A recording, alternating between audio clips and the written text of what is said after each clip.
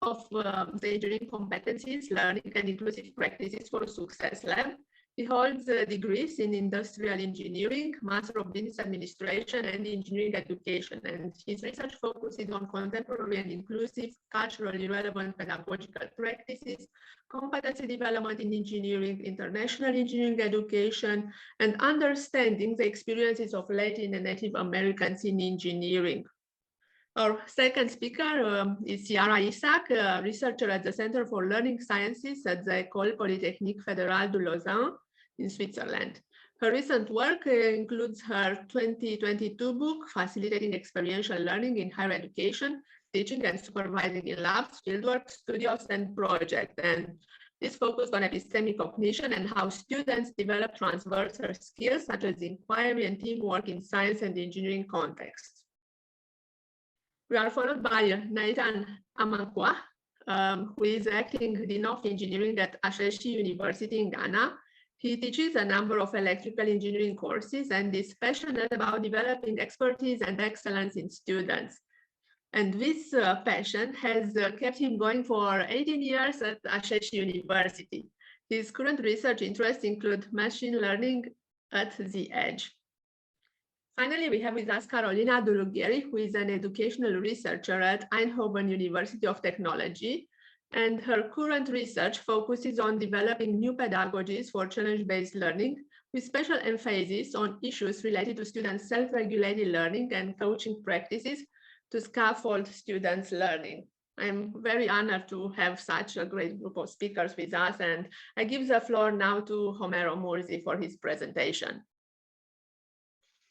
Thank you. Good morning, everyone. I'm really happy to be here and being involved in these type of conversations.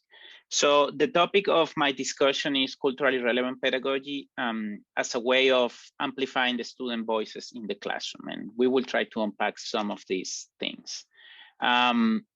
So the first thing that I would ask you is if you can share either in the chat or feel free to unmute yourself. So what comes to mind when you hear me talking about culturally relevant pedagogy?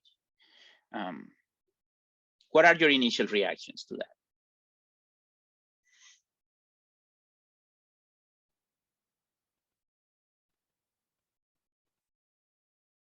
Linking theory to practice. Good point. What else?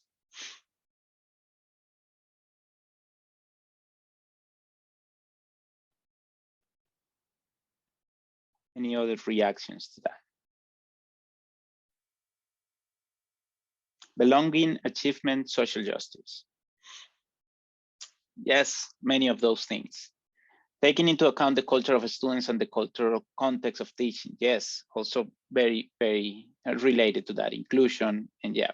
All right, so we're getting in the topics, in the conversation. So I'm going to start by showing you two definitions that I think are related or good in this. And the first one, it connects to what someone said. Sorry, I'm missing the chat. I cannot multitask. But you know, this approach that recognizes that there is an intersection between cultural teaching, right? That teaching is not an isolated process, but rather than we bring our full culture and we bring our full value into the classroom, but also our students do the same.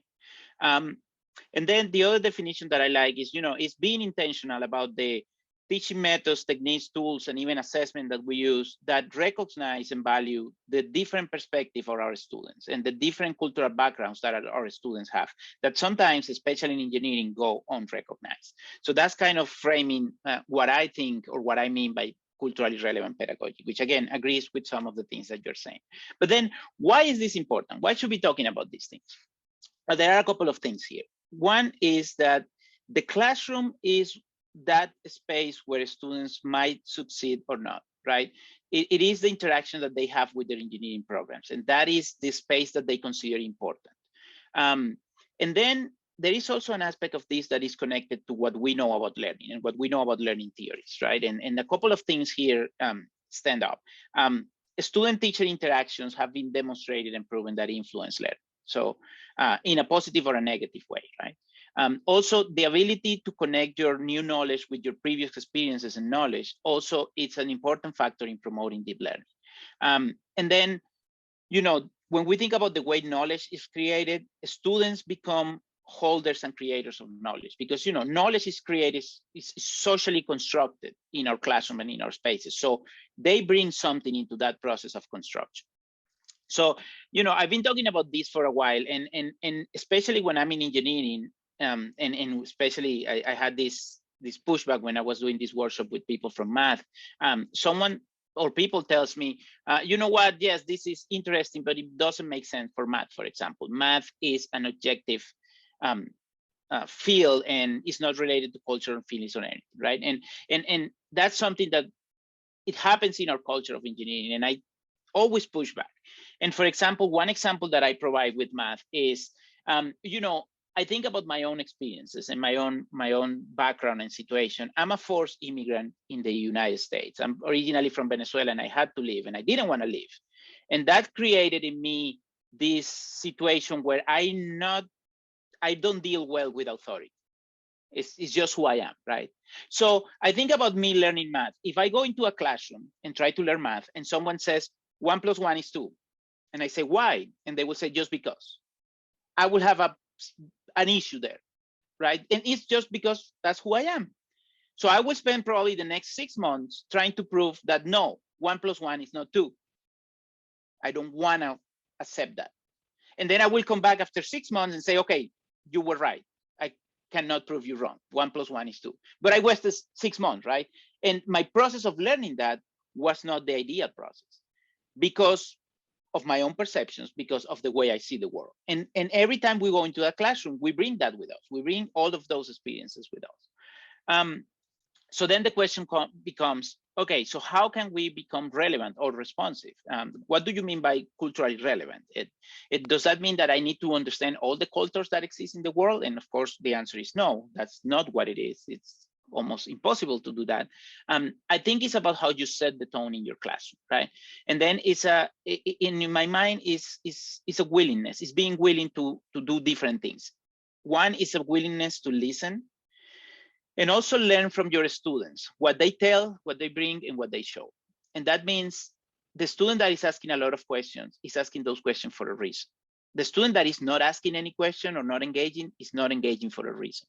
The student that one day decide to share a personal, something personal from their life, they're doing it for a reason. So we need to be attentive. We need to be able to read the room and understand the message. What are they trying to tell us? How are they trying to connect with us, and why?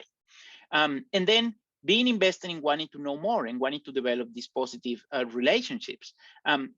But that also requires that people prepare ahead, right? We need to understand what are our own experiences, what are my own biases, what am I bringing into the classroom? Is what I'm bringing something that everyone can relate to and can understand? Am I being intentional about the examples that I'm sharing, about the things that I'm saying? And I think that requires a lot of reflection in our side as instructors. And then it's important to be flexible in a way that you can follow up and follow through, meaning that you are demonstrating that you care. You are setting the tone in the learning environment in a way that there is engagement from you and from the students. And for me, that is usually about setting the tone. And then again, yes, that's perfect. But how do we do that in our classroom? And I want to show you today a couple of examples of things that I've done that I think students have received very well. One is trying to get to know your students, right? And sometimes that can be tricky, especially if you're teaching a 500 lecture. It's not easy to learn all the names and who they are, but there are still things that you can do, right? So for example, one of the things that I do a lot and is really effective is using a pre-semester survey. So I send a survey before the semester starts, and I ask them, about where they're from. I ask them to share something unique about themselves. I ask them to tell me their favorite song. I, of course, ask them questions related to the class. I usually teach foundations of engineering, so I teach them to design and to program in MATLAB. So I ask them how good they are in those spaces. But then I try to incorporate those experiences into the class. I try to select some things for those responses and incorporate that in examples in some of the approaches that I use to teach some of the topics. The other thing that I do, I take all the favorite songs and create a playlist. And you have no idea how impactful that is in the classroom. And I have the place displaying every time when they enter the class, you know, for 1 or 2 minutes, and then we start the class.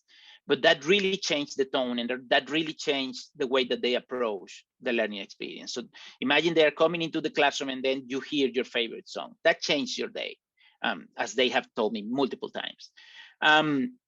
Then the other thing is, especially because I teach first-year engineering, this is the first time that they are experiencing university. I try to allow them to have a full grade in the first report so they can get feedback without the fear of missing points or grades. So what I do is the first draft, you know, I receive for full grade, I provide feedback back so they understand expectations, they understand what I'm expecting, and that really changes the tone on how they approach the experience. And then the last thing is, again, being careful with the language that you use, the examples that you provide, and meaning making sure that, you know, the things that you're saying can be understood by everyone in the classroom. For example, when I came here to the US, I did an MBA, and I had a lot of issues with all my professors using football, American football, in their examples. I had no idea. I couldn't relate to that.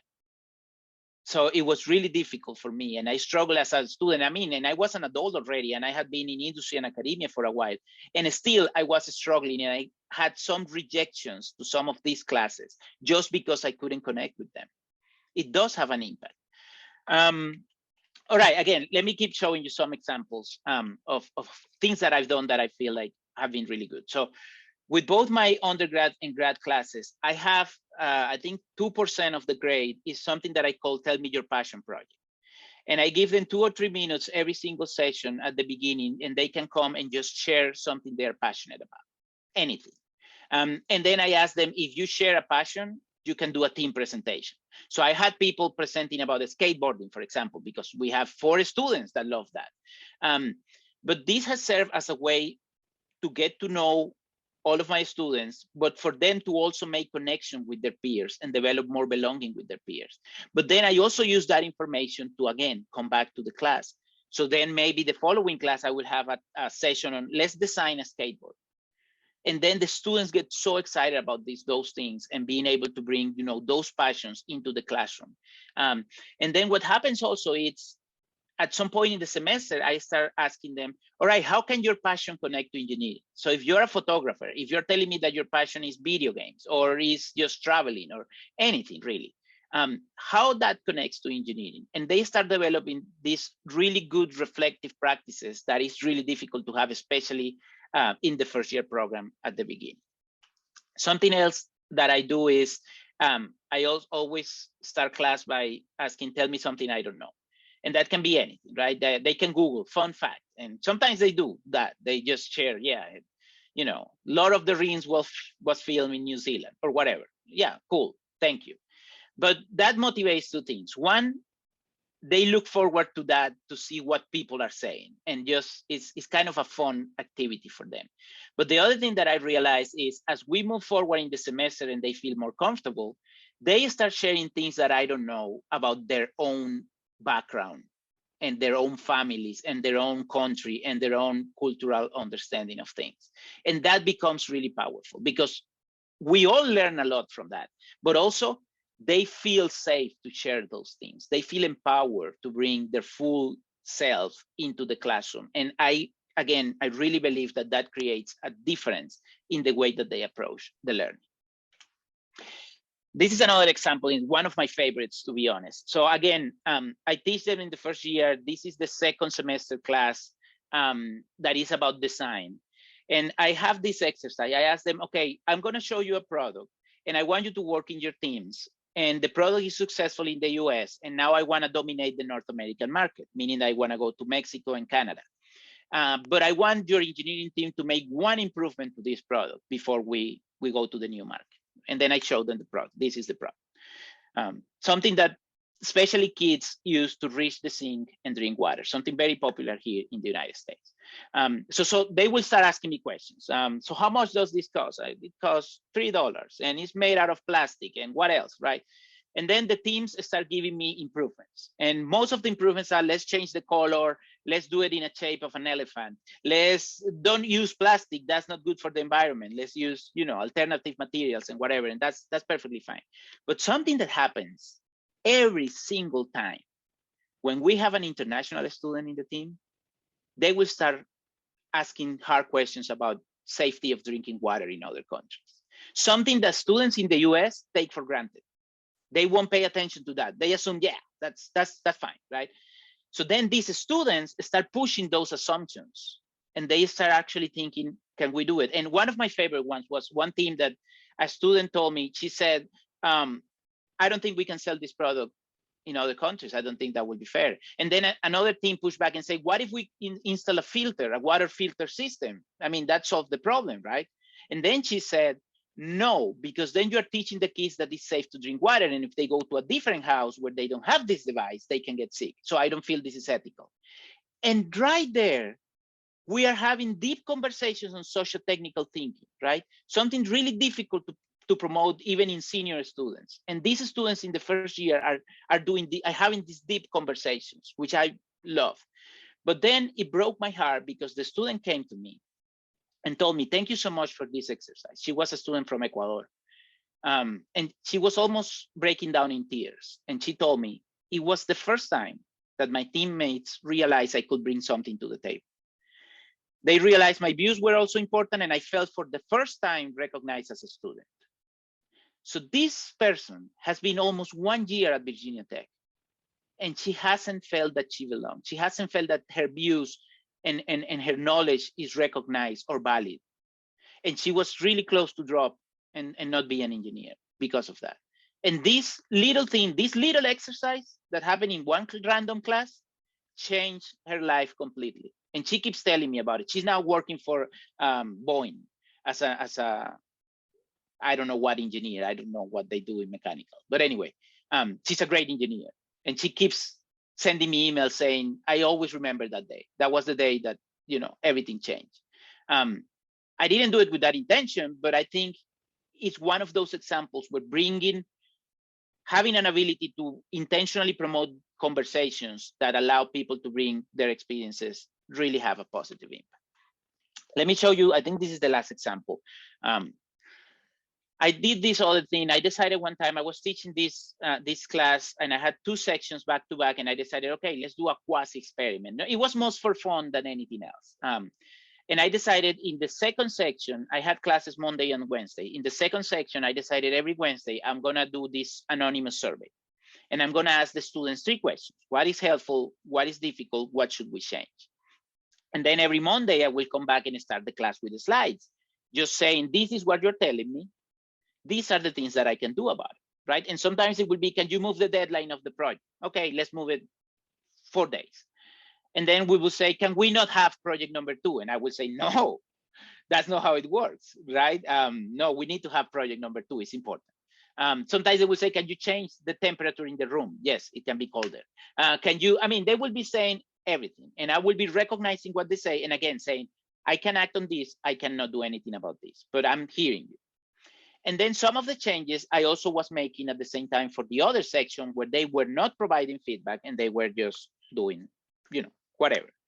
I had 2 grad student assistants, 2 PhD students helping me with the grading. And we decided to anonymize and randomly mix all the projects, reports, and exams. And just randomly grade because I wanted to, don't bring any biases. Just let's do random grading and see what happens. And I know there are a lot of educational researchers and experts here, so I'm not claiming any causality. I know, this is just something that I find interesting and I want to keep exploring. But these were some of the results. So in terms of a student's perception of teaching, the orange one is the section that was providing feedback regularly. The blue one is consistent with my historical numbers and what I always get. The yellow one were really high. But then what I was really impressed, or we were really impressed, is the grades.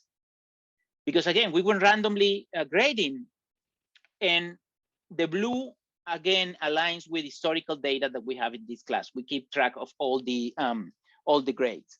But then the orange one has been one of the highest grades that we have received in this class. And even if I didn't have the data, right? anecdotally, I could feel that this was a different class. The level of engagement, the level of commitment, the level of discussions, they were all ready to talk, to ask questions, to push back, to have really deep conversations. That's something that I could feel. And again, I'm not claiming causality, but I do feel like maybe because I was demonstrating that I care and that they have a voice and they can share what is not working, and I'm just sometimes not even changing anything, but just saying, I hear you. Maybe that has an impact on this process. So I always like to ask people this question, and I think I'm short on time. So if you want to share, please do in the chat again. But I ask people, think about when you were a student and what were your worst experiences in a classroom. And if anyone wants to share, I'm paying attention to the chat. Usually the responses, yes, boring lecture. And boring lecture usually has to do with the fact that someone will be dumping information and not even paying attention to the feedback in the class. A lot of people will tell me also feeling invisible, right? Feeling that, they are no one in the class. Lack of consideration, frightening teachers, right? People that you think you cannot talk to. Quantum physics class because the mainstream background, not being in the mainstream is something huge. Being called out things, right? Being called names, being asking questions and having people laughing at our questions, or even putting us in the spot for something that we said or something that we did in a homework or in a test, right? All those things have been common things that I always find when I ask this question, and that really is an impediment to learning, and that comes from, again, not being relevant, not being culturally relevant, which in my mind sometimes is just about being mindful and being fully there and just caring, being genuine, right? Gloria Ladson-Billings, who is one of the experts of this, she says it's just about being a good human. It's not even about something complex in terms of pedagogy. It's about being a good human. Let me give you this, and then I have one last example, and we can have a conversation. So this is again from the research. There are a couple of things that instructors that apply this methodology share. So in terms of the conceptions of self and others, they share in common that they believe that all students are capable of academic success, and that's really important. They also think of pedagogy as art, as this unpredictable, evolving thing that is always in the process of becoming, of improving. It's not static. It's something that you're passionate about and that you keep changing and again improving. But they also saw themselves as members of a community. So the learning community is a community, right? I'm not just paid to stand up here and lecture you for 2 hours. I'm paid to be involved, or sorry, not even paid. I'm happy to be here and be involved in this community that is developing great things. In terms of social relationships, they tend to maintain fluid relationship with the students. So there are these, constant interactions. They also demonstrate connectedness. They are involved. They are building something together. Again, it's a community. They're developing a community of learning. But they also encourage students to learn collaboratively and be responsible from one another and for themselves. Because one of the things that we share with these practices is that we place the ownership of learning in the student. And that is crucial. You cannot force anyone to learn if they don't want to. They need to own the process, but they also need to learn how and have the tools to own the process. And then in terms of conceptions of knowledge, they realize, or we realize, that knowledge is not static. It's shared, but it's also recycled and constructed. So, it's, again, an ongoing process, and it can change. Knowledge must be viewed critically. I think that's the other aspect of this. Critical thinking is crucial, and we need to develop that in our students. We need to be passionate about teaching and learning, right? And this process. And then the other thing that I didn't touch on, but is really important, they recognize that assessment must be multifaceted. We need to incorporate multiple forms of excellence. And yes, the test has a purpose for a space. The project has a different purpose for a different space. What else can we bring? How else can we understand and demonstrate the mastery that our students will have in the knowledge? Because I think we need to really rethink that. She also said that it's not about making them feel good, but actually about helping them develop academic excellence. And by doing all these things, we will get there, at least based on what we know about learning. All right, let me close by sharing this. When I started doing these things, one person told me, you need to be very careful because you are working with first-year students and they will take advantage. And for many years, I struggled with that. Are they taking advantage? Am I being naive? And I want to show you the example of a student that I had that is Mark. Mark was a student that the first day of class, I told them, you can call me however you feel comfortable. If you want to call me Professor Murzi, Dr. Murzi, or if you want to call me Homero, that's fine. I'm good with that. And then I see Mark raising his hand. And I'm like, okay, what's going on? He said, I think you're being disrespectful. I say, wait, what? And he said, yeah, you're being disrespectful to the engineering profession because our profession requires the highest standards of, I don't remember what he said, but basically he didn't think it was cool for me to allow first name basis. I said, okay, if you feel good telling me Dr. Murzi, I'm happy with that as well. But for the other ones, you can call me however you want. And he wasn't very happy about my response. And then during the semester, it was clear that we had very opposite views on life, on things, right? But I think what I did that was important is I never dismissed his views. I was able to have and promote difficult conversations and try to push a little bit on where is this thinking coming from, and trying to really understand and care about understanding where his views were coming from. And anyway, at the end, we had a good semester, and we have this program here called Tenka Teacher Program. And students can send you a letter at the end of the semester and can be anonymous or it can have a name. And I almost dropped off my chair when I saw a letter from Mark. Never could have expected that. And the way he started the letter is very telling. So he said, thank you for being an amazing first year engineering teaching, Homero. So for me, that was huge, right? That was a click. So he's sending me a message. He's changing. And then he says, your professionalism and mutual respect you have for your students goes a long way. And I think that's the key aspect. When you trust them, when you give them the space to be themselves, they don't see that as something that they will take advantage. They see that as a mutual respectful relationship where I want to be engaged because you are giving me that trust to be engaged. And I really like to be in that space. And then he says at some point, you gave every student the opportunity to earn the grade they want as long as they work for it. And again, it's owning your own process. You are allowed to bring your full self, but you need to own your own learning. All right, let me stop right there. I've been talking a lot, not going with my own philosophy of not dropping information. Conversation, questions, thoughts. So much for your insightful presentation. We learned a lot. I think I'm not the only one, and we have time to take only one comment, but Wind, I see she posted this on chat, but feel welcome if others have questions or comments, ask them in chat, and Homero, if it's okay with you to interact and respond via chat. Yep. Natalie, totally. I give you the mic. Hi, sorry, I didn't realize when I wrote it that it would come out so big. So thank you so much for your talk. It made me like happy and sad at the same time. I guess I've had like similar experiences with some of my students, especially international ones, who have these moments where they feel validated within class, but then some others actually like try and push away that acknowledgement because they don't want to feel like they're not fitting in with the other students. It seems to me anyway. Yep. So sometimes I feel like I might be making it worse by pointing out these different forms of engineering knowledge and things like that. So I was wondering if you had any views on that. Yeah, I do. I think that's something that I've been grappling with and trying to refine, over time. And I think my conclusion on this is the key aspect here is that we promote an environment where people feel safe and free to share what they want to share, right? I think it's about setting the tone.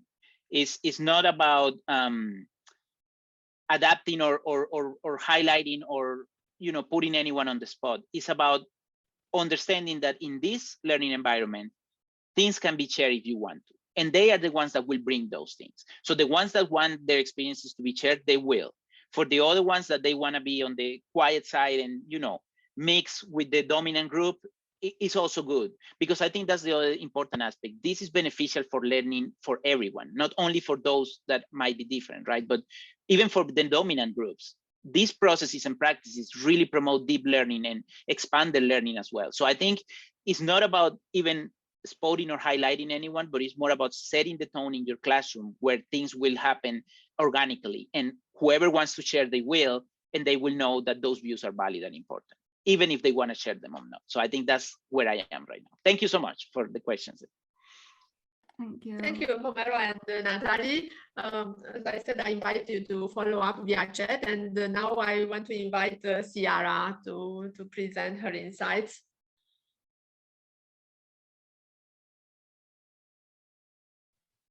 Hi, I am delighted to be with you this afternoon. And I think it was really interesting to hear Homero's approach from very much from inside his course, and a real connection with the students in his course, and connecting that to the disciplinary learning that students are doing.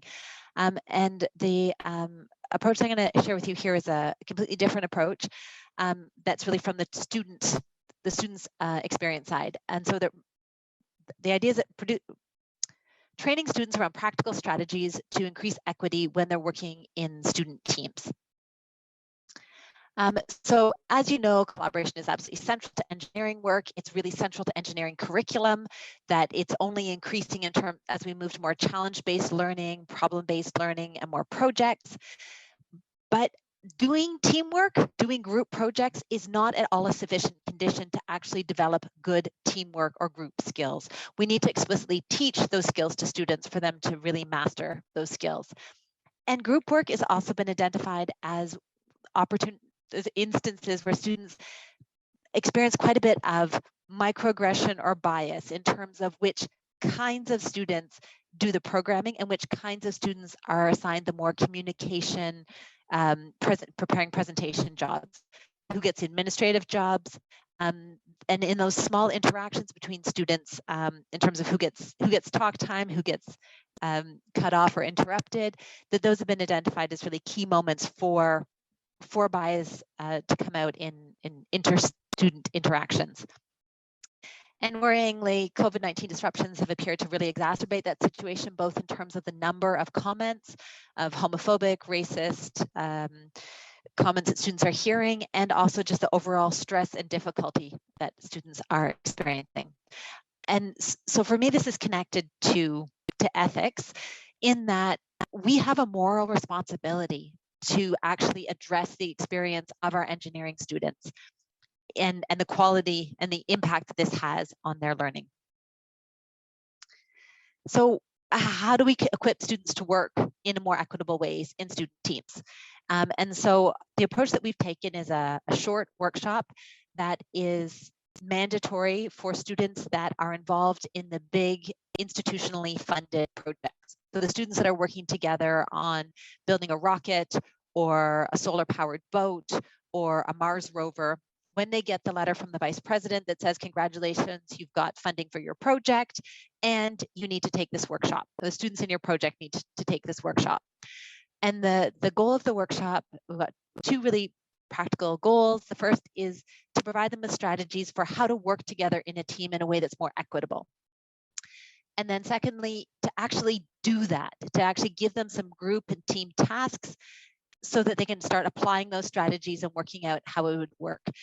And the approach to the workshop, I'd say I ran two lines of argumentation in parallel.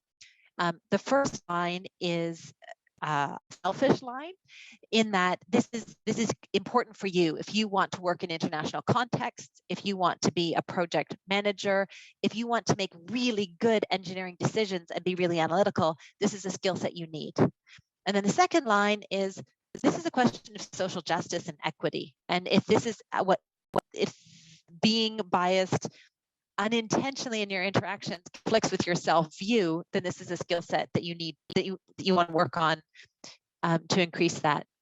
So the workshop is very carefully contextualized using examples of biased thinking in engineering and the impact that that's had on engineering design.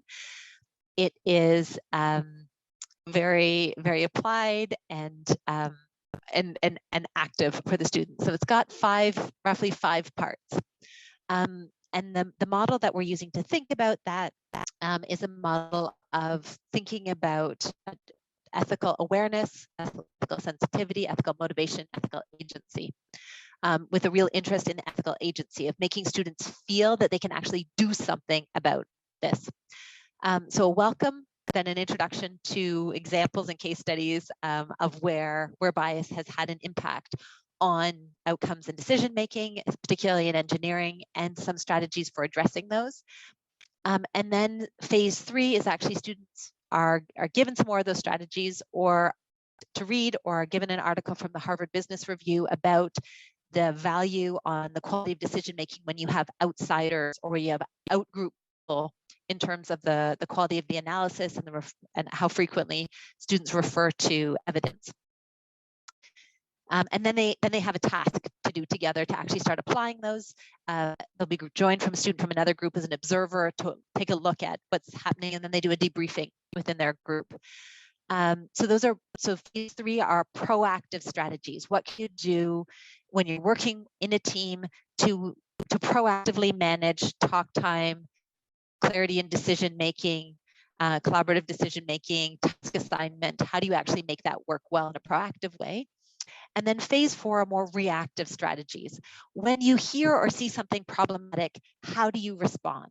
How do you speak up and point that out in the moment so that it doesn't become the norm, but at the same time that it doesn't lead you into a 3-hour debate? I mean, that you don't get your physics homework submitted on time, which is something that comes up often from students, of saying, like, I know I should say something, but I don't know what to say, or I don't want to get into a big debate, or I'm just feeling fatigued. And so having short responses to respond and to shut down those comments. Obviously, there's an opportunity for difficult discussions, for having a debate.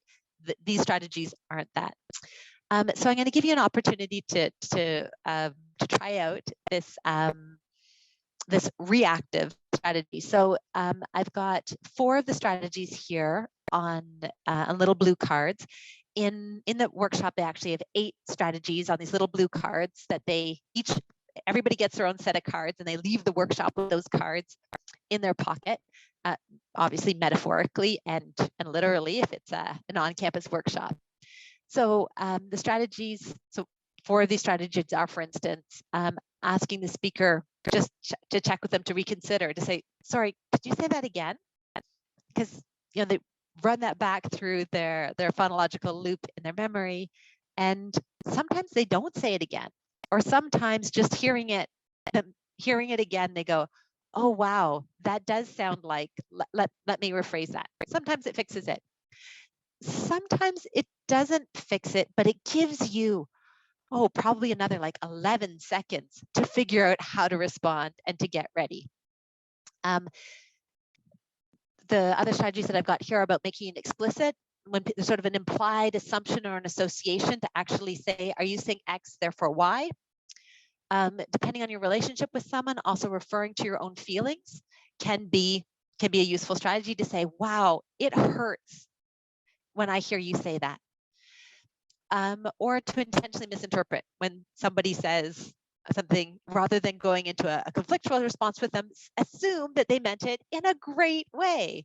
That when they said, like, oh, wow, there's a lot of foreigners on the train today, you say, yeah, wow, this is great. It's like being like traveling without even having to leave the city. I love it when it's like this. So different strategies, obviously, they're going to work really. The idea of having more strategies means that they've got more tools for more contexts. So we do a brief activity of first a couple of problematic comments, and people get an opportunity to go through the cards and write them down, which is the strategy that you get now. So using the chat here, you can preface your response with an I or a double I, depending on what you're responding to. If you hear someone say, wait, did you say that your dad cooked dinner? How can you respond to that?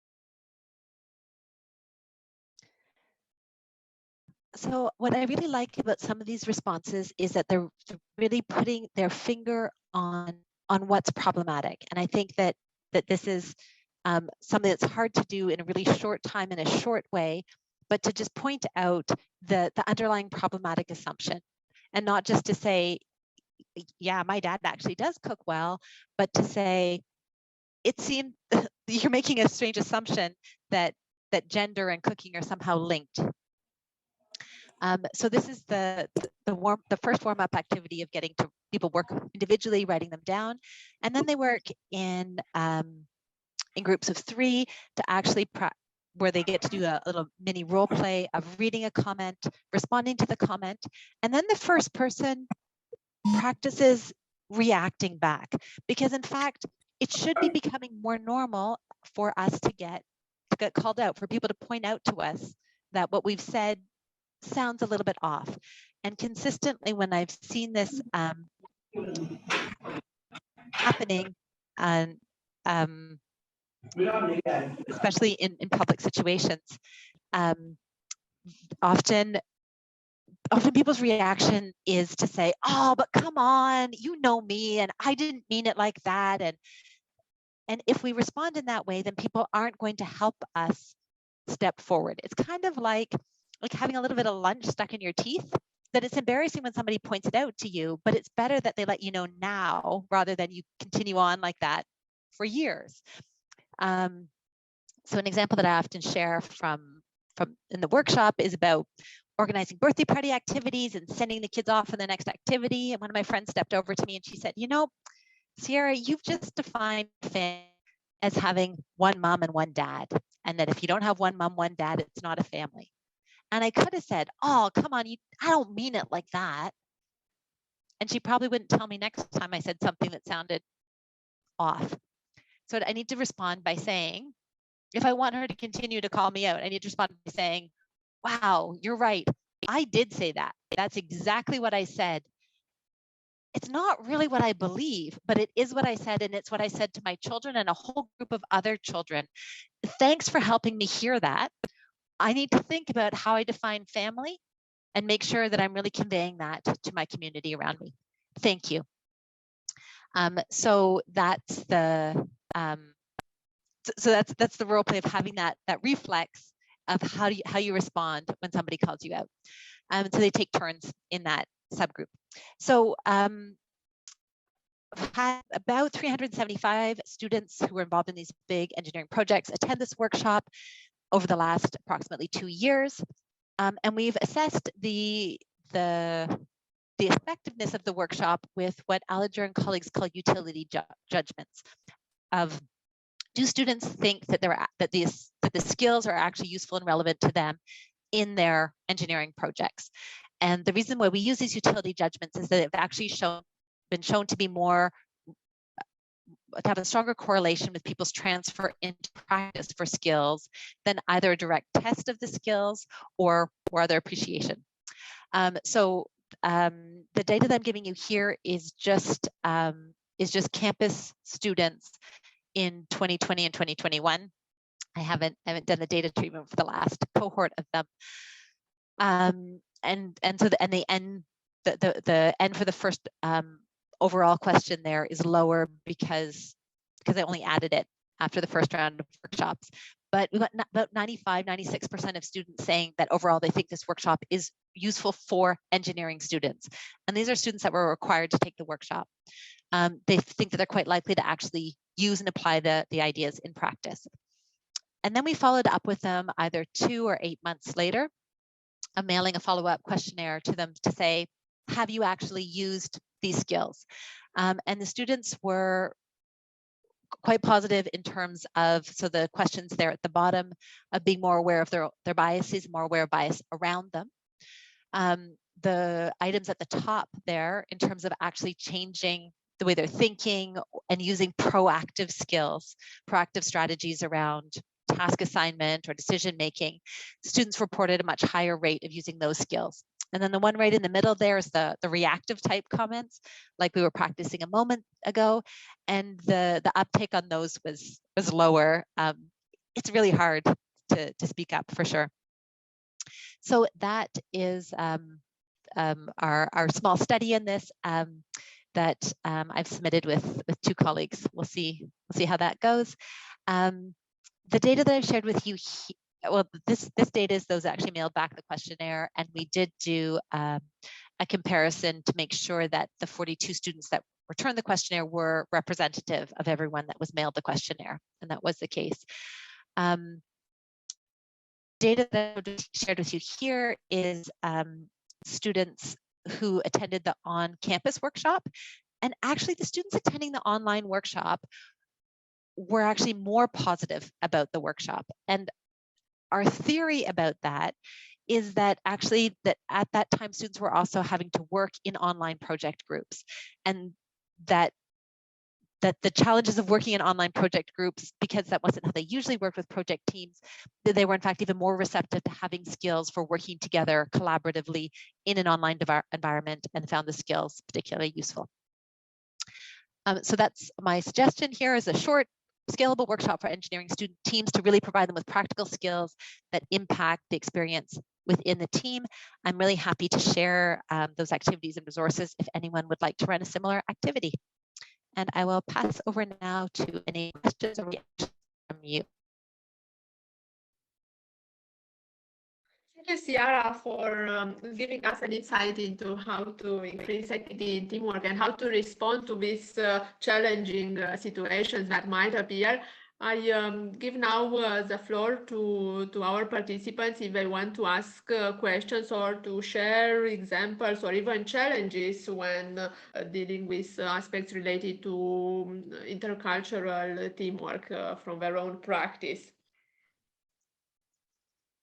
Feel welcome to raise your hand if you have a question for Ciara, or if you want to connect some of the points raised by Ciara and Homero.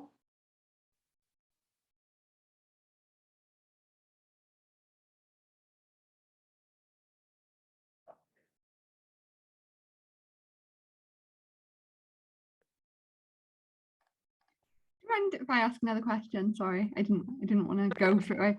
Thank you, Ciara. It's so interesting, like really practical. I hope it'll be published so I can read it in more detail. But what I was wondering is, if I understand correctly, the people who go on this course are not mainstream. I mean, it's not something for everyone. It's an additional thing. So it's a whole bunch of different projects. So it's a whole bunch of different projects. So there's the iGEM competitions, which is an international competition to make a genetic machine. There's Elon Musk's Hyperloop competition.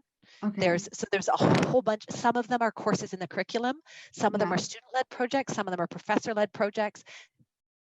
I guess what I'm thinking about is how typical of like students, the type of people who are doing these, like, is it extracurricular sort of activities? I mean, because I don't know, just thinking from my experience, a lot of the time students seem like they think they have all these skills already, like they think they know how to do good teamwork, and I really struggle to like win over that tasks are of value for them to think about until, you know, they realize it becomes an issue. So I was just wondering if you've got any sort of thoughts with respect to that. So I don't phrase it as being about teamwork skills. I phrase it, the term that we write on the slides is microethics. And the idea that engineers need to have an awareness of ethics at a macro level and a societal level, at a meso level. So for instance, hiring or procurement policies within your company, and the micro level and the way that you interact and relate to other people. What I don't write on the slides is I call the workshop "How Not to Be an Asshole in a Team." And it's about how you interact with the other people in your team. You think that you treat everybody fairly because you think that's the kind of person you are. But actually, when we do, we can't make that assumption. We need to do audits of our own behavior. And let's keep track of who gets assigned what tasks in this team, and see whether or not some people are always getting assigned administrative tasks and other people get to do the programming. Not making that assumption, because so I use Daniel Kahneman, the Nobel laureate in economics, model of thinking fast and slow and go into cognitive biases from a very practical outcome-based approach. And we don't want bias. We don't want to be making bad assumptions in our engineering thinking, and that we need to take a similar approach to our thinking in terms of how we react with other people. So I keep it really contextualized, very engineering. Yeah, great. Thank you. I think sometimes I fall into that trap of trying to push people into the realization before they're ready to realize like that it's an issue, I guess. Thank you. Thank you, Natalie. Any other comments or questions for Ciara, and I would also add Homero?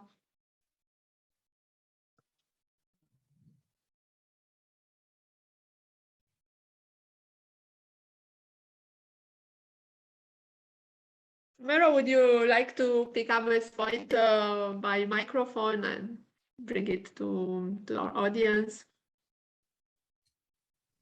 Yes, I know. I was just thinking about how important this is, and you know, we've been doing also research on teamwork for a while, and some of the things that we found is that most models focus on logistics, you know, ideal size, roles, and things like that, interactions, how to communicate, how to share information, how to divide the labor, and less focus is placed on, you know, how, because I think psychological safety is recognized as one of the constructs that really influence effective teamwork, right?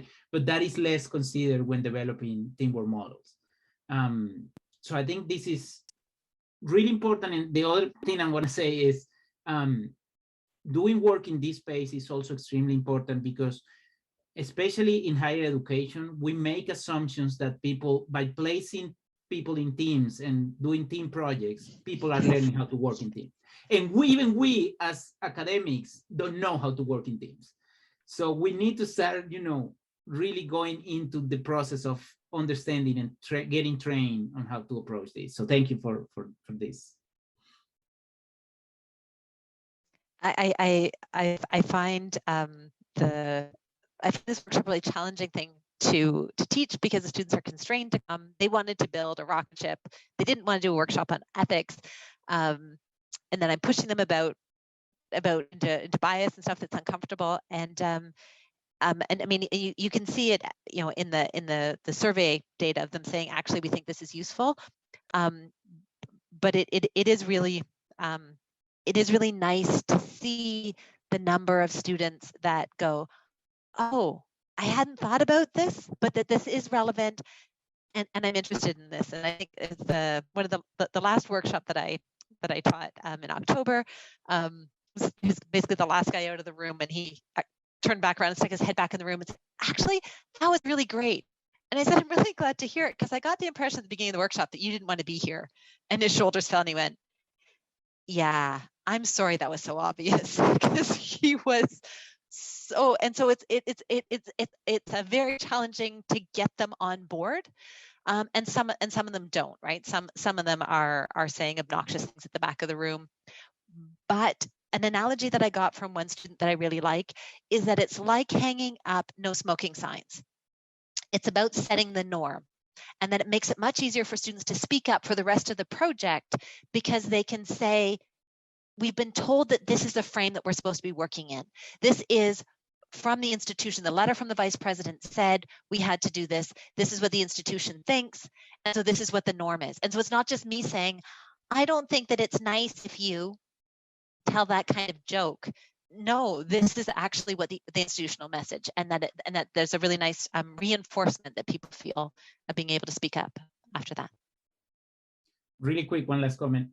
It made me think about, you know, how we also want to teach students to understand how to solve conflicts on teams, but then at the same time we send the message of avoiding conflict, which is not how it works in real life, right? In industry or in professional settings, conflict is always there, but we just need to be able to provide the tools so they can, you know, systematically approach those conflicts and be efficient in the way that they solve them. So I think it's all connected. So yeah, thank you again. Thank you, Ciara, for your presentation and also for the very interesting comments that have been raised by Natalie and Homero. I am now giving the floor to our third speaker, Nathan Amankwa from Asheshi University of Ghana. Good afternoon. I'll share once Ciara stops sharing.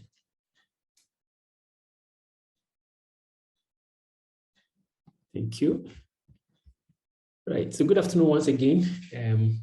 My name is Nathan Amanquah. I'm at Asheshi University in Ghana, in West Africa. This is an engineering block. It's a very nice campus. I'll show you some pictures of it if there is time.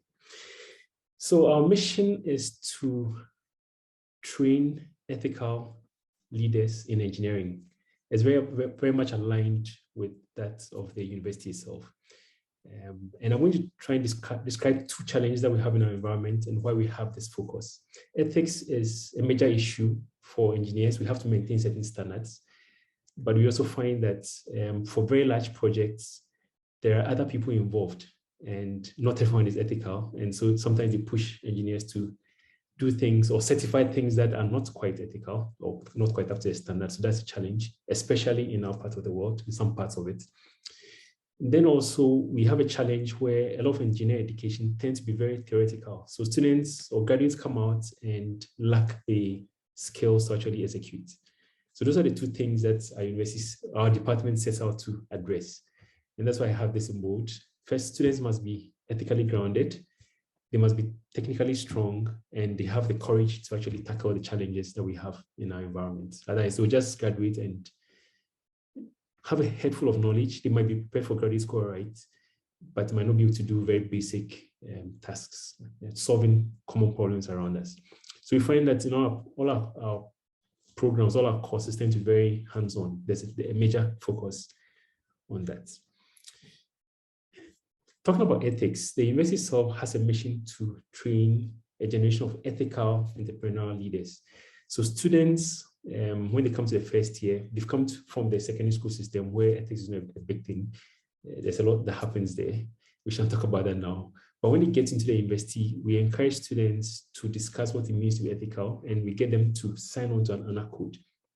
If more than, I think, 66%, more than 2/3 majority sign on, then it means that they would self-proctor. They will not have invigilators in an exam room. They would report if someone is cheating or someone does something unethical. So when they write exams, like you see on the bottom right, there's no invigilator. But when they finish the paper, they would sign a portion that says, I didn't see anyone do anything not right. So if a lecturer gets a paper without a signature, then they must think that something must have happened and they would investigate. Sometimes they just forgot, then we just move on. But if there is something, we would usually have a sitting chat, we can investigate and find out what happened, and it works. We've actually had people go home because of that. Right? But if the class doesn't sign on, it hasn't happened yet, but we had one class that was kicked off before and they beg to come back, then that system won't work. So we need a majority of people to be willing to help other students do what is right when no one else is looking. Now, we feel that this will build some character in students when they go out to work. There are other courses that build on this. We have a leadership seminar series, a seminar called Giving Voice to Values that helps students tackle ethical dilemmas and figure out what they would say when they encounter such a challenge. On the program itself, we have in mind the need to get students to actually work with their hands, not just learn the theory. So our labs are designed by faculty and led by the faculty. In our other universities locally, the lecturer teaches, someone else does the labs. So sometimes there can be a disconnect. But here, we actually reduce the load for faculty so that they can actually do the labs as well. And that has a positive impact. Some of the labs verify the theory that is taught, and other labs try and do applied projects that are industry relevant. So that students can graduate, they've seen the theory, but they can also use what they learned directly in practice. So that is one of the key goals. So instead of investing in educational setups, we found that that is actually very expensive to do. We buy students the actual components. That's much cheaper. It just means that faculty need to devote a lot of time to think through the problem and set up a good lab. for students to do. But once students have done the labs and the projects, they have had that appropriate exposure to industrial components, and they can go out there and be confident. The other thing we do is to expose students to problems in our society. I'll talk about that again. So they get to see industrial problems, they get to see problems from communities around us, and that better equips them to deal with our own challenges. So I'll talk about a few of the courses in our sequencing that help to do this. The very first one is the Introduction to Engineering course. It's a very first-year course. It's multidisciplinary. The students learn a bit of CAD, a bit of programming, a bit of microcontrollers, and so on. And they begin to apply it to very basic challenges. So, for example, there was a period when we had an energy crisis. So the project was developing solar power. They called it a solar generator. But then there was a bit more. They had to monitor battery temperature and voltage levels, things like that, and employ a usable, user-friendly system and case it as a product, for example. They've done things like solar-powered irrigation systems. They've looked at a robotic arm and a conveyor belt system that would sort items based on color, for example. That was just an application. They've worked on weather stations. Recently, they've done a drone delivery system. The most recent one was COVID-related, remotely controlled robots for running around in the hospital and delivering medication. So it's meant to first get students to work in teams and also get to practice. At that point, they're not actually engineers and they're not doing design, they're actually hacking. They just put things together. They just put things together, it works, and they're happy. It gets them excited about engineering, but it also makes them unafraid to tackle a challenge. So give it a go, try it, it works, and we let them move on. But later on, we'll get them to do proper design and pay attention to ratings and specs. So that'll come later. But at least we build the confidence that, look, this can be done, let's do it. Right? Then in the third year, we get students to do a leadership seminar. It's 4 in a series, but the fourth one, they have to go and work in a community. And it could be a rural community. And as they go, they might find a challenge that a community has. The other students come back, they go and volunteer to teach and things like that. But our students will come back and try and design an engineering solution to the problem they found. So for example, there's a community clinic not far from us in the village, and they have solar power to their clinic besides the utility. It usually goes out. And that solar system wasn't working. So the students had to fix that, but additionally make it a little smart so that when the power left or the voltage is lower than it should be, they will shunt power to just the operating theaters and leave other places out because they are less critical. So things like that come from the community. They've done things like, there's a lot of solar that we do, solar station, charging stations for rural communities, no electricity for children to study at night. So daytime they can charge, at night they can study, and things like that. So there's been a whole range of projects associated with communities where the students go to serve.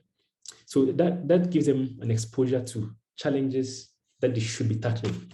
And so they experience it, they come back to campus and they work.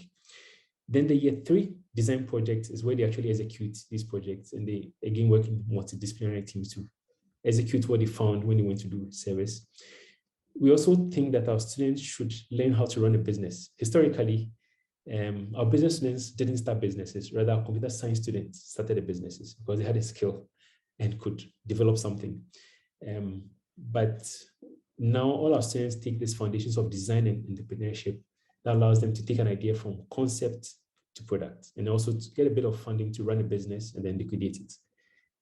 We think that if they can run a business, coupled with their engineering knowledge, they can actually start businesses if they want to go that route. And it has positive impact among our students. To graduate from engineering, you have to do an internship in some related industry. So that's also a requirement to get our students some practical experience. For other students, they're encouraged to do an internship. For our students, they have to do an internship, which is a requirement for graduation. All our classes tend to have projects, whether it's in the middle of the class or at the end, but there are lots of projects everywhere. And I'll talk about that again, but there are lots of projects that give students exposure. And in my class, for example, when I grade, it works or doesn't work, I tick a box and I move on. So people make sure they work hard to get their the various components and stages of the project's working. And of course, to cap it, we have the capstone project. We have all kinds. Right, so our teaching, we try to see that we teach rather than lecture. We try and encourage students to go along with us and not get lost as we go along. And the final assessment is just 40% of the total grade. So again, that discourages cheating. Why would you cheat if the final assessment is 40? For the other universities, 70% or 80% or 60. So there's a lot of weight on the final. For us, it's 40. And this final assessment in my class, for example, would be 20% final exam and 20% project. And the 60% is a lot of continuous assessments, a lot of quizzes, a lot of projects, a lot of homework and things like that. So by the time you are done, you should know the material. So the other universities in Ghana, usually when someone fails a course, they're allowed to write the final exam again. And if they pass, they move on. In our case, when you fail, you have to do the class again, because it means you just don't know it. If you couldn't do 60% of work in a semester, 40% will make a difference. You should do it again to gain mastery. It has a positive effect on the output. There are a number of other things that we do to get students engaged and gain experience with the practice. So we have what we call the Skills League. It's slowed down a bit because of COVID. We've been off campus, but we're back now. We shall resurrect that. But it's a league like the football table. And as you acquire skills on how to use various equipment, you get various stars. The more stars you have, the better. You're a more skillful person. And of course, if you don't know how to use some equipment, you're not allowed to use it unless you're trained. So it's a means of encouraging students to learn to use a variety of tools, technologies, and get certification, our local certification for it by a sort of competition.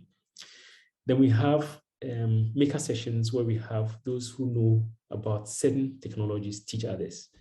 We have some of our lab manager, for example, very skillful, another faculty contributing their time, volunteering their time to teach students some technologies.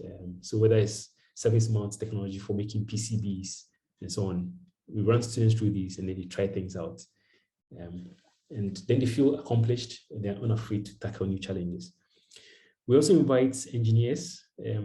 We're doing this before COVID and during the first day of COVID. This semester we haven't started, we're going to resume. We have time with an engineer where every week we bring an engineer from industry to tell us their path, how they got to where they are. And hopefully it inspires students to know that it is achievable. And it's been good. And students keep asking me, when is it coming back? But I take responsibility. I haven't organized it yet. It's going to come. Then we have competitions and hackathons to get students. We always are crafty with what we set and give students maybe a couple of days or a weekend to create something. And usually it's associated with a career fair. So we get industry to sponsor the prizes. The prize could be cash, it could be some product, or it could be an internship or a combination, an internship with the companies that sponsor it. So these have helped our students try out things. And they are mixed teams, so everyone learns from others as they go. So the new students get to see what the advanced students are doing and pick up some of those skills. We have a good, well-stocked Fab Lab and a workshop. And students, for the workshop, you have to get training on how to use the equipment because it can be dangerous. Fab Lab, you can walk in, get a little bit of training, do your 3D printing, laser cutting, stuff like that, and build something. And we encourage students to build things. It's not all rosy. There's some downsides. It's hard to make a product and keep it sitting on the shelf for a semester and more. By the time you come back, somebody has come for the microcontroller to build something else. So it's hard to find one complete working product that's been left out. That's a major challenge, and we are working towards saving some of these products. We've got videos of them, but we want to save them to demonstrate to other people. But generally, everyone gets skillful after first year because everyone knows how to use some microcontroller, and they would continue to find something somewhere and use to build another thing. So there's quite a lot of recirculation of components. Then the complaint you get from students, however, is that there are too many projects, class projects. So class A has a project, B has a project, C has a project, D has a project. And often there's a final project. So then they all come up at the same time. And the students struggle to keep up. So we have a few strategies. It doesn't always work perfectly, but it involves more work from faculty to collaborate with another lecturer in a different class to have a joint project. Sometimes it works, sometimes it doesn't work because the condition can be challenging or the classes don't match. But that's the complaint we have. And for a period, we used to use Arduino a lot in first year. We still do, but students made it like the hammer for every nail. Every problem, we have to use Arduino to solve it. And we actually actively discourage students from doing that and force them to explore other microcontrollers. Because it's not a bad thing, but we thought they should learn to use other things. So we'll tell them, for example, they can't use Arduino in your final project. It has to be something else. It's just to push them to try other things. So it's good, but we would like something additional. Lots of projects I can't talk about, but I just mentioned a couple, talking about community-related projects. The farmers, for example, have to thresh their maize. Rural areas might not have power, so there's a pedal-powered maize threshing. So you put the maize in, you cycle essentially, and your maize comes out threshed. This one is for shelling groundnuts, as well as you see, there's a little fun here. It's also pedal-powered. As you shell, it separates the shells from the nuts, because one is lighter than the other, so it blows out the shells, and so on. Then we also, instead of buying high-end equipment, we tend to make some of it ourselves. So there's a wind tunnel for fluid mechanics that was completely fabricated on campus with electronics in here to measure fluid flow, airflow, and stuff like that. We have towing tanks and all that have been built by students with faculty supervision. Students have built incubators. Incubators are a major lack in the hospital system. It's just not there in many hospitals. So students have built a baby incubator with a monitor, prototyped it, and actually actively developing it further. I mentioned the solar power in the clinic. I mentioned the solar charging stations in the village. Then there are some water projects. There's a lot of illegal mining near our water bodies. So this river here used to be clear blue water, and now it looks brown. Getting the brown, the dirt out is not the challenge, but there are heavy metals in there. There's lead, there's copper, there's cadmium, there is zinc, and there's mercury. So that's the problem. And so we've got teams working on these ones. They have prototyped and are actually going towards making a product. There's a group that has also looked at using plastic waste to fill potholes. So they create material that can be used for road building, for example. On the electronic side, a range of products and projects trying to track vehicles or do location determination without GPS. There's a way. And it's actually cheaper, but involves a lot of, there's a bit of math in there to get it to be accurate, right? And we actually don't have many speed cameras and traffic cameras to capture car numbers, for example. That's just what it is. And so we've actually built systems that are actually very cheap that can accomplish this, and it's being improved to work at night, for example. Other problems people have identified, for example, it rains quite a lot here. You can be out and then it rains, your clothes will be wet. We actually need to dry outside because you need the sun as well, right? So there's a smart dry line. It would collapse the lines and cover it in case it rains or it's dark, things like that. So those are problems people encounter in communities and try to solve. Also, harvests from farmers tend to go waste because it doesn't dry well. So there's a solar dryer to prevent or minimize post-harvest losses, for example.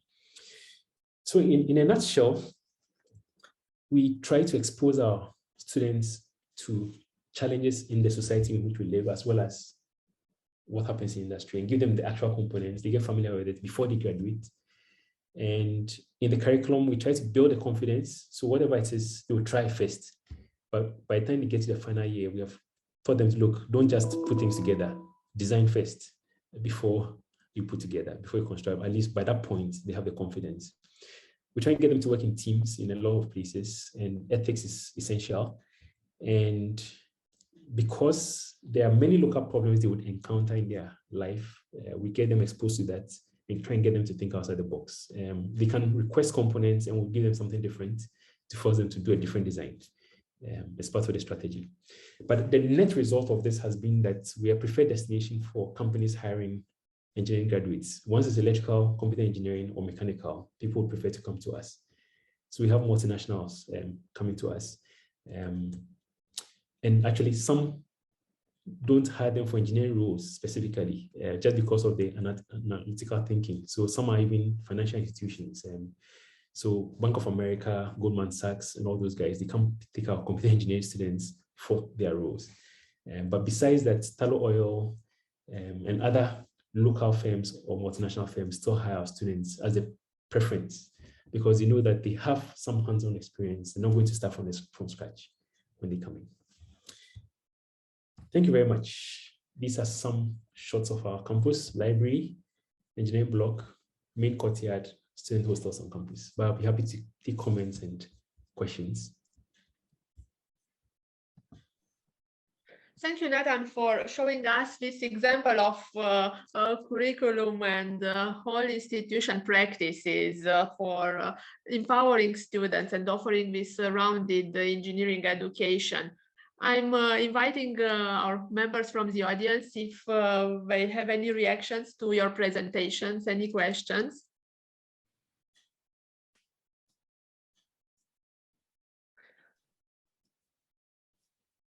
Francis, I see a comment. I don't know if it is more than congratulations, or you want to add something more?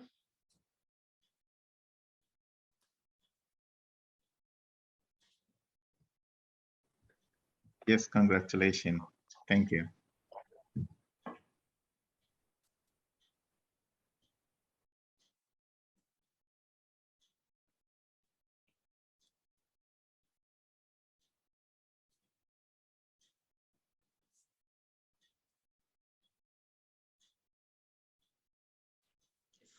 Let's say if we don't see or until participants think more depth of a question, I would be curious to know also the strategies for preparing the teaching staff to engage with these aspects related to empowerment.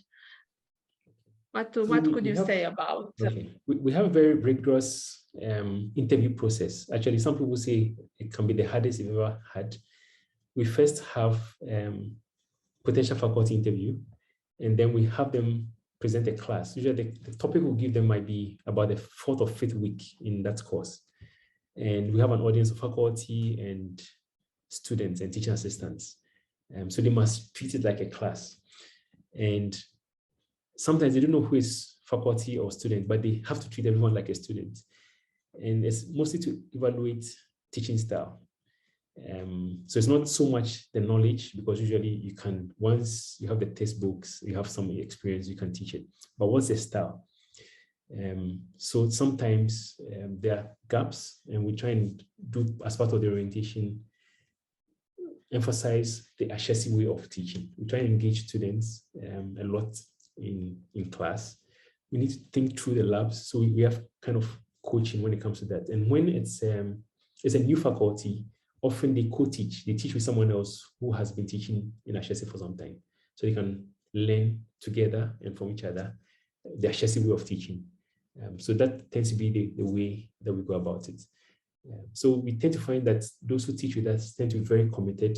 They're really interested in helping students acquire knowledge, not just so much just to teach and go home, but really want to help students along. And so because that passion is there, they really commit a lot. Thank you, Nathan, for explaining how teaching staff get to embody and pass on this philosophy, this ethos, as your institution has such a strong ethos that differentiates you from many other institutions. Isabel, I see a comment. If you want to pick it up for discussion. Yes, I think it's really interesting to begin with acting first. I think it's a good way to engage students. And I just wanted to say that.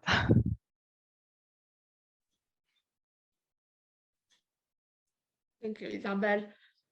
Are there any more comments or questions for Nathan or our previous speakers now that there is, let's say, a thread emerging between the presentations?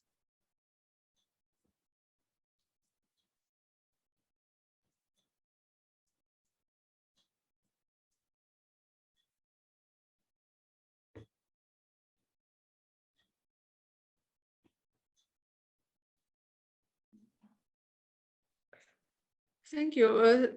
Thank you, Nathan, for your presentation, and I hope at the end we will have time for a plenary discussion, wrapping up all the different points or suggestions that were brought up. I want now to give the floor to our final speaker, Carolina Doulougeri. Thank you. Thank you, Diana. Let me share my screen.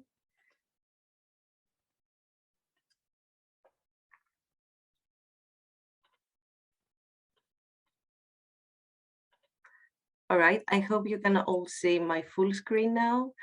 So, hello, I'm very glad to be part of this very interesting conversation. I really enjoyed all previous discussions. So I would like also to share the work we are doing in Eindhoven University on self-regulated learning of engineering students. So my presentation first will outline the context of our work on challenge-based learning, and then I will focus on self-regulated learning and provide some more details on what we mean with that, why we think it's quite important, and how we can foster it in classes of engineering students. So to start with challenge-based learning, our university is transitioning and we are increasingly adopting challenge-based learning as an educational approach. And the aim for that is to educate students that are lifelong learners, that they are aware of the societal responsibility they have as engineers, that they have the abilities and the competencies beyond their discipline, so they have a more T-shaped profile. They are able to define their own learning paths, and most importantly, they are active agents of learning. So we consider self-regulated learning as a key pedagogical principle for challenge-based learning. And at the moment in our university, we have more than 40 examples or educational experiments where challenge-based learning is implemented either at standalone courses or as part of a broader curriculum or as part of integrated courses like E3, which is going to be also the example that I am going to discuss with you today. First, I would like to briefly define what is self-regulated learning, what we consider self-regulated learning. And very briefly, we consider it a proactive process where learners, students engage in order to optimize their learning outcomes. We break it down to its components. In the center of self-regulated learning is human agency and students' agency. So students learn with intention and all their learning process is intentional and they are in the lead of it. In addition, self-regulated learning has many different aspects. So motivational aspects, emotional aspects, their behavior, cognitive processes, they are all very relevant and they actually influence each other. In addition, self-regulated learning is cyclical. It is an iterative process. So it is an ongoing process while students are learning. And very importantly, self-regulated learning is socially situated. So the context also plays a very important role. This is just an overview of the steps of self-regulated learning based on one of the very popular models by Winnie and Hadwin. So how we see self-regulated learning always starts with a task that students have to accomplish. So the first thing is for students to understand what is the task on hand they have to do. Then students need to set their own goals, what they want to achieve, but also plan the activities they need to do and the steps they need to take in order to succeed in those goals. After that, they need, of course, to apply learning strategies. They need to enact on all the plans they had in order to progress. And when this is over, students have to look back and evaluate whether the process went the way they wanted, or whether they need to make some adaptations and some changes in the way they learn in order their learning to be more efficient the next time. So I am talking about self-regulated learning at an individual level, but as all the previous presenters also stressed, learning happens also in a collaborative environment, and this is very relevant for us because in challenge-based learning, learning is both individual and collaborative. So we start indeed with self-regulated learning, focusing on the individual, but for us, the interaction with the teachers and the peers are also very important. And of course, what happens within the team is also very relevant because our students also work in groups always. So they set tasks and goals and plans for themselves, but also at the group level because the projects they do are group work.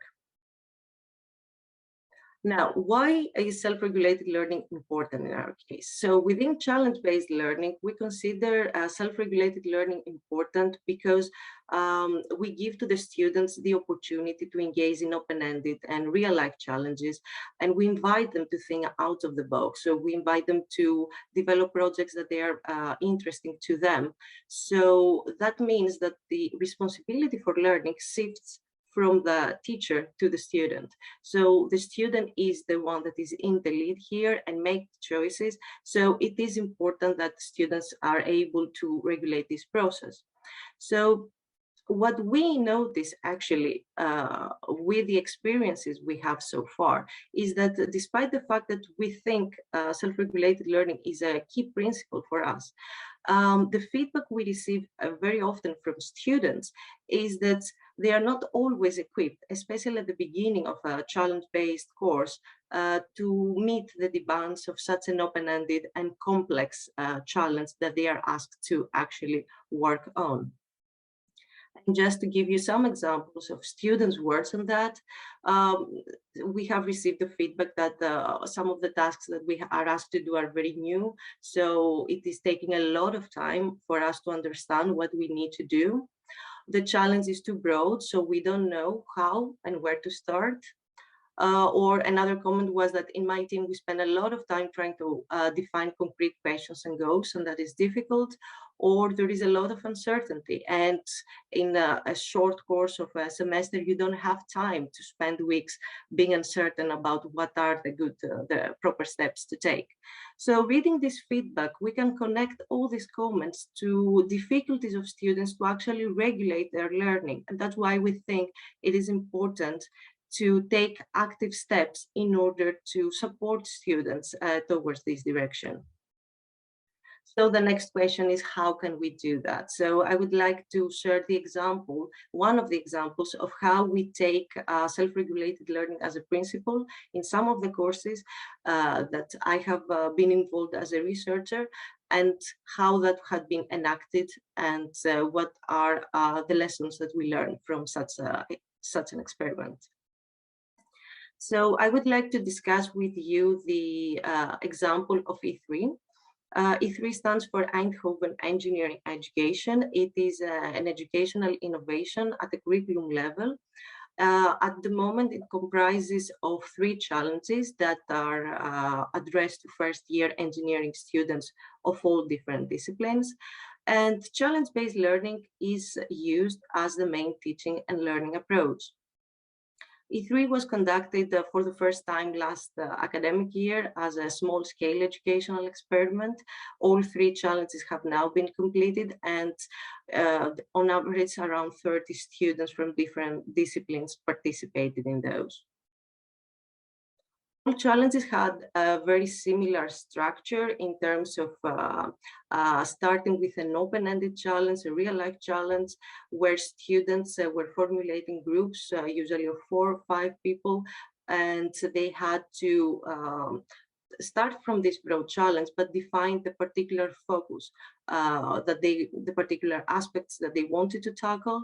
They had to work towards the development of a solution, and they had at the end to present that solution. And in one or two of the challenges, there were also real life stakeholders engaged in that process. So they had also to present the solution to some people outside the context of their course. During all courses, all three challenges, self-directed learning was a key principle, as well as the teamwork that was multidisciplinary in many cases. And we also paid a lot of attention to providing student support on content and process knowledge via coaching.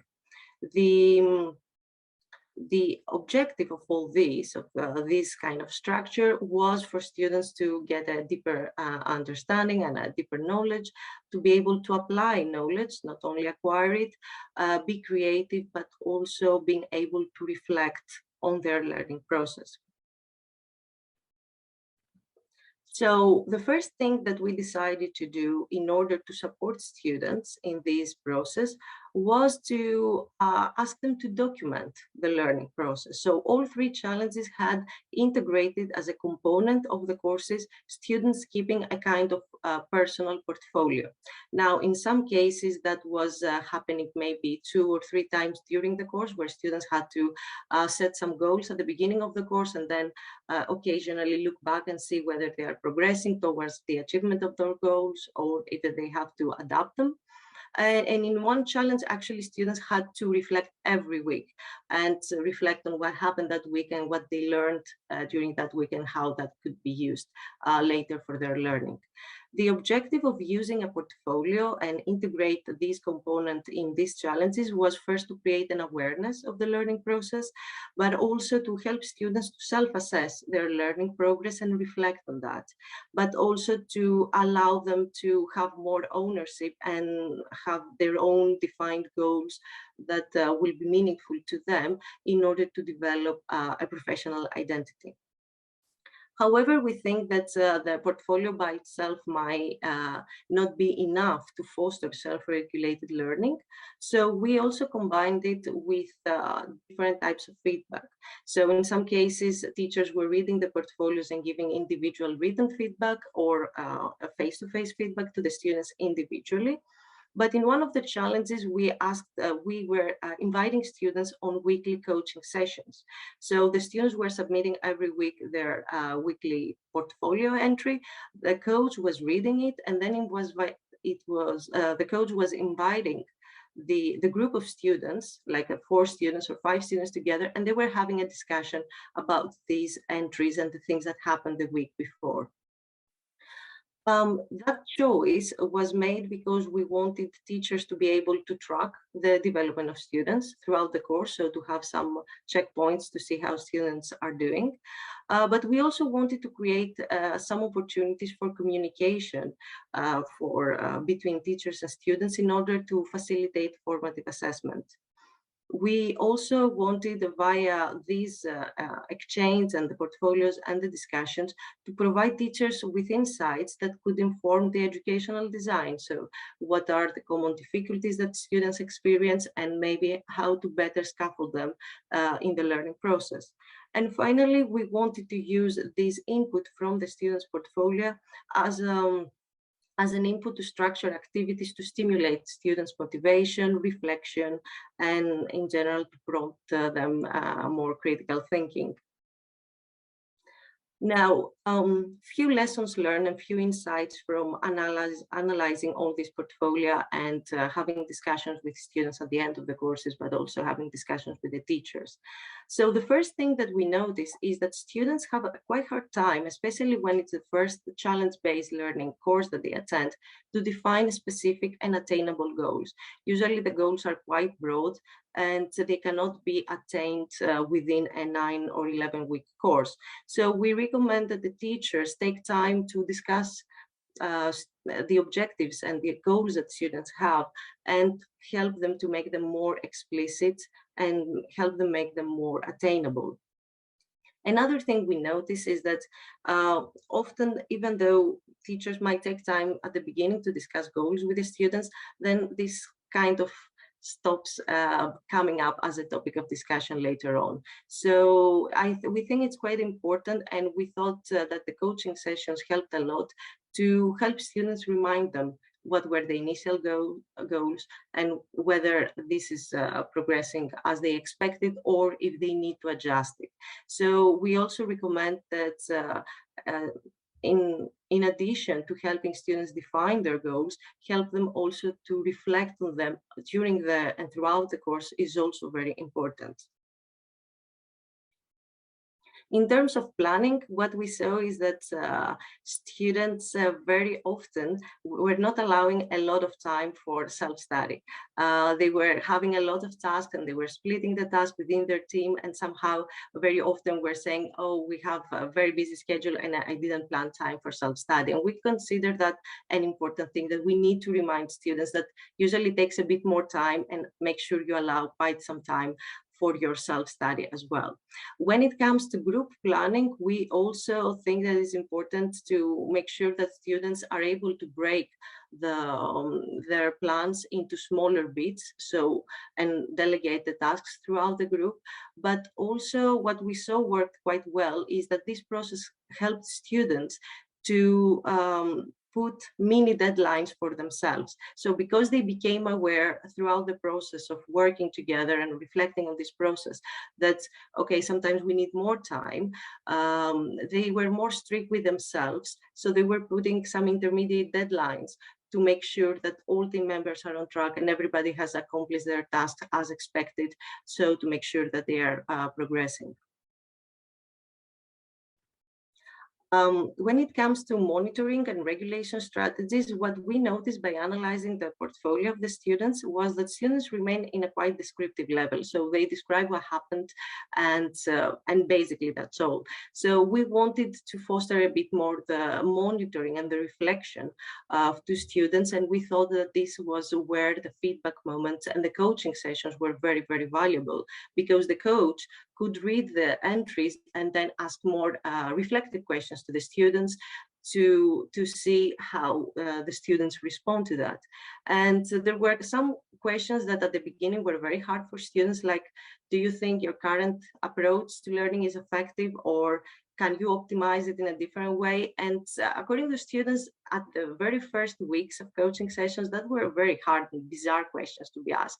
But as the course progressed and the coaches kept asking these kind of questions, we saw also that students were more open to think and reflect. And at the end, when we did the interviews with them, they said that these questions actually now we think them for ourselves. And it is something that from time to time we can look back and say, okay, is my current learning effective or not?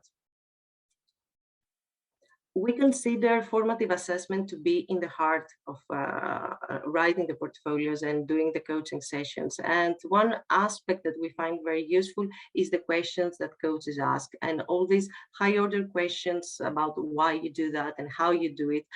We find them very useful because they invite students to think a bit deeper, and to also help teachers to realize whether there is, what is the level of understanding of the students, what is their competence level, and prompt them or scaffold them further if they feel that students are experiencing some difficulties.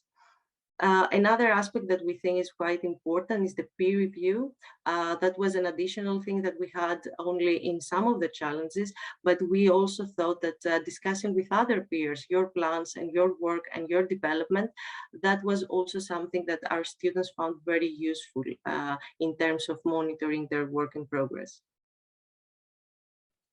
Finally, we thought that both coaching and the portfolio could foster more motivation to the students.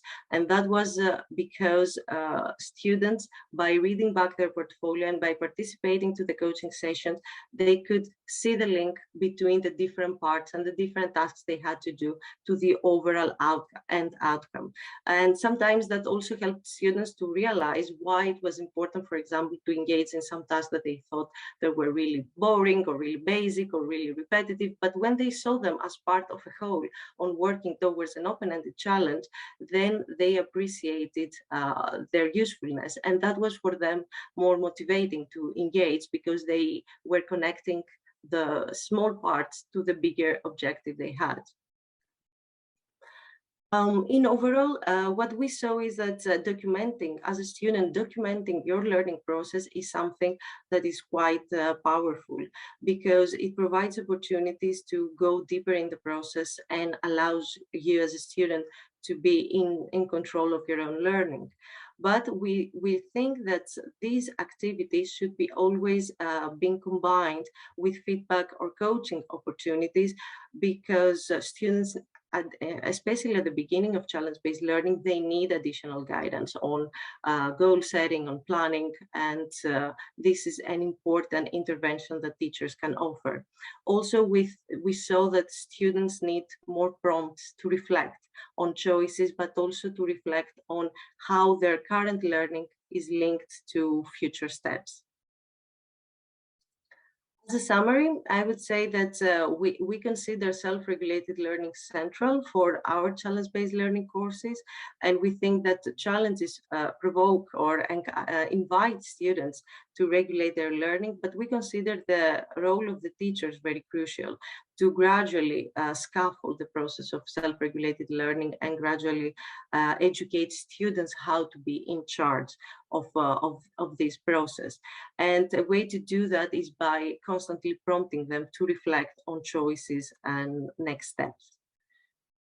And the final thing I would like to say, and that relates with the previous presentations we had on teamwork and group work, that it is important to consider that students, they are working in groups. So that means that their personal goals and their personal way of learning needs to align and adjust with the group goals and the group learning. So this is something that we need to be aware of. That is why we also now we have started incorporating the concepts of co and shared regulated learning in our research, and our current and future work also aims to understand those processes and also identify ways to support students in regulating learning also at the group level. So that was my presentation. Thank you very much for your attention.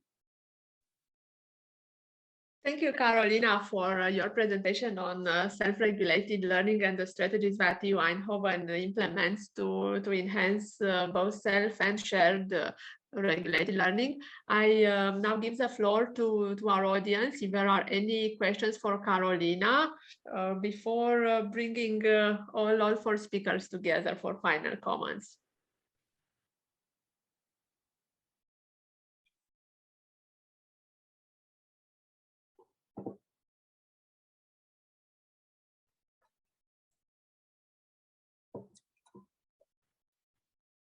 So I would have a question for you, Carolina, if you can say more about the differences that you notice in what counts as self-regulated learning and the challenges that appear at the different stages of the project. How does this process of self-regulating learning evolve throughout a real-life project? So we identified different challenges or difficulties that students experience in the different stages of challenge-based learning.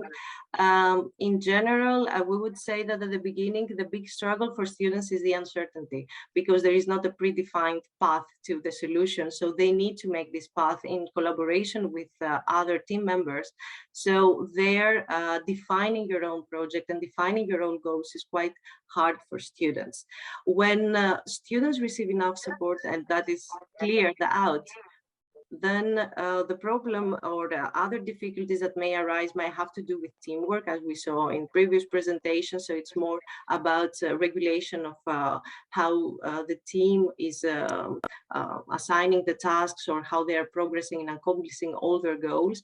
And when it comes to the end of the project, where they have really to develop a solution, they have to present it, very often it is a matter of time management, for example, because they realize that they haven't left enough time to make their solution good for presentation. So we constantly see different challenges related to self-regulated learning during the course.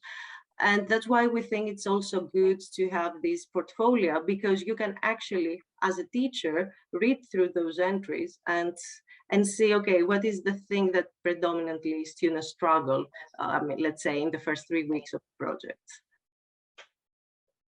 Thank you for bringing clarifications as to how this process evolves. Hilke, I see you have a question. I invite you to ask directly to Karolina.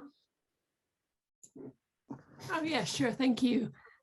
Yeah, Karolina, I was wondering how inclusive this challenge-based learning actually is, because you make it more of a like individual learning experience. Does that also make the students feel part of like the community? Actually, we try our challenges to be very open, and we try to bring this sense of real life and community. So we always encourage our students to learn from each other and collaborate with each other. We focus on self-regulated learning that is at an individual level, but we always recognize the influence of the context. That's why we believe the context is very important. So we try our challenges to be inclusive, but I must say here that at the moment, if I can reflect back to all the challenges we had, they are, for example, at the level of selected courses. So students, they can select to have a challenge, to attend a course based on a challenge, or it could be a more traditional course. So of course it has to do also with who our students are and how motivated they are to learn in such a context. Thank you. And I see that Jonathan Truslow from Engineers Without Borders UK is with us, and this aspect of bringing real life challenges to students from different universities and bringing inclusivity at the core of the challenges. I would like to invite Jonathan to also reflect on this question, or if he wants to bring his perspective to this question. Sorry for putting you on the spotlight. Hi there, could you repeat the question? Sorry, my internet's a bit chop and change today. Yes, I wanted to ask how inclusivity is embedded in the challenges that Engineers Without Borders gives to students, and how aspects related, let's say, to self-regulated learning come up and evolve during this process of addressing Engineers Without Borders challenge. Yeah, brilliant. So yeah, lots of synergy there with the Engineers Without Borders. Particularly in the Engineering for People Design Challenge that we talked about, I believe it was 2 weeks ago, at the session with engineering education and sustainability. So within the inclusivity aspect, the Engineering for People Design Challenge focuses on a specific context. So this year we're focusing on Cape York in Australia, around the experiences and challenges Aboriginal and Torres Strait Islander Australians, the traditional owners of Australia, have in a particular context. So within including the real life perspectives of people working and living in the Cape York context, the students have the opportunity to learn about a different perspective and a different challenges to that they're used to dealing with, and enables students to develop skills around empathy as well, having that inclusive perspective and inclusive dialogue and content related to a context that they're not usually familiar with. So yeah, then by taking students through that kind of story and through that narrative from the communities themselves, and including them in that process around putting people at the heart of the design, they can develop those skills around empathy as well. Thank you, Jonathan. Hilke, I hope the two perspectives help answer the questions you raised.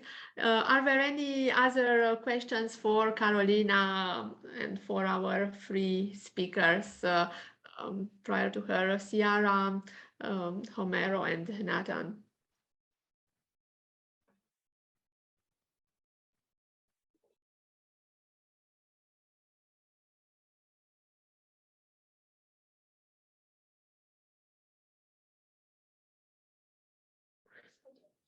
Maybe as a final question, Ciara mentioned explicitly the learning goal of ethical agency, and it seems that there are aspects related to ethical agency in all the interventions that were presented today. And I would like to ask you, our speakers, but also the members in the audience, how important do you think it is for engineering education institutions to bring this goal explicitly in the learning outcomes of the courses? Do we need to bring ethical agency at the forefront?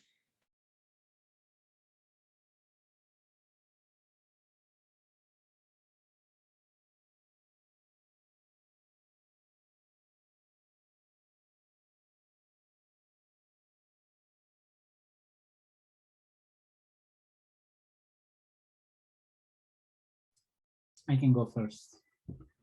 Well, I think it's clear that it's coming across all the conversations this morning, and that should be a statement of how important this is. And I think I think keeps being one of the challenges in engineering programs and the way that we structure our curriculum, because, you know, in one hand, some instructors don't feel prepared to deal with how to teach these topics, right? And we need more support on training people on how to approach these topics.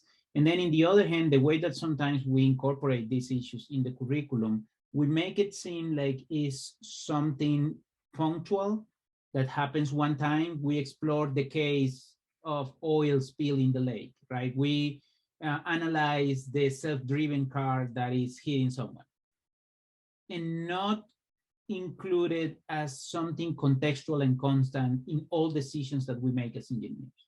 And I think that's something that we need to incorporate in the messaging.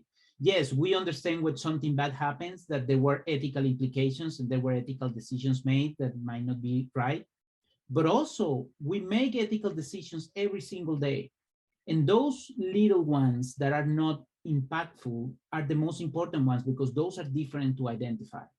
And I think that's what we need to keep, you know, equipping our students with the tools to make those decisions and be aware. I think awareness is key here. And if they know who they are, if they know what they value, if they know what is right, if they know the impact that engineering can have in society beyond the technical aspects of engineering, then they are aware of all the decisions that they make will have an impact and will have unintended consequences. So I think it's a big task that we need to keep pushing, and we need to keep improving and thinking on how to do it better. Very crucial. Thank you, Homero, for how you engaged with this question and this sort of plea of bringing attention to the issue of agency.